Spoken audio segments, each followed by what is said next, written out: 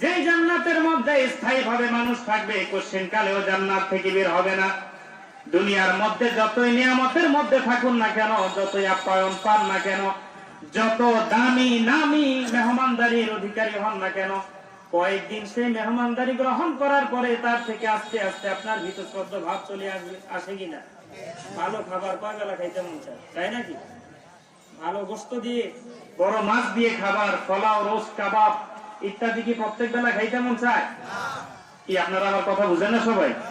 প্রত্যেক বেলাতে ভালো খাবার খাইতে মন চায় না। যত ভালো খাবারই খাক, যত ভালো জায়গায় থাকুক না কেন, যত বড় অট্টালিকার মধ্যে থাকুক, দালানের মধ্যে থাকুক না কেন, স্বাভাবিক সেখান থেকে একটা সময়ের পরে মানুষের মন উঠে যায়, সে স্থান পরিবর্তন করতে চায়, খাবারের মেনু পরিবর্তন করতে চায়, তার লাইফ স্টাইল পরিবর্তন করতে চায়, চাই কি চায় না?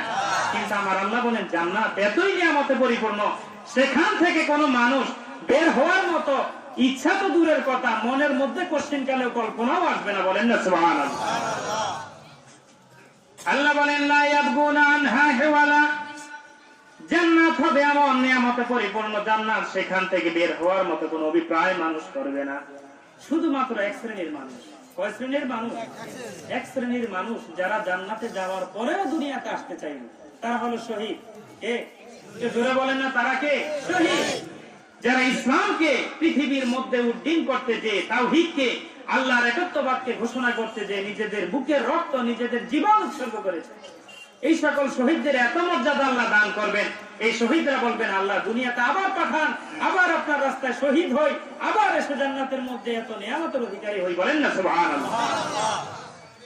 তাহলে যে কথা বলতেছিলাম, আমাদেরকে নেক আমল করতে হবে। কি আমল? নেক আমল। এই নেক আমলের ফিরিস্তি আমরা যদি হাদিস শরীফের মধ্যে তাকাই, নেক আমল অসংখ্য অগণিত নেক আমল রয়েছে। ফারায়েজ, ওয়াজিবাত, সুনান, মুস্তাহাব্বাত, ফরজ ইবাদত, সুন্নাত ইবাদত, ওয়াজিব ইবাদত, নফল ইবাদত, সবকিছুই নেক আমলের মধ্যে অন্তর্ভুক্ত। ঠিক কি না? নামাজ পড়া যেমন ফরজ, এটা যেমন নেক আমল, ভালো কাজ।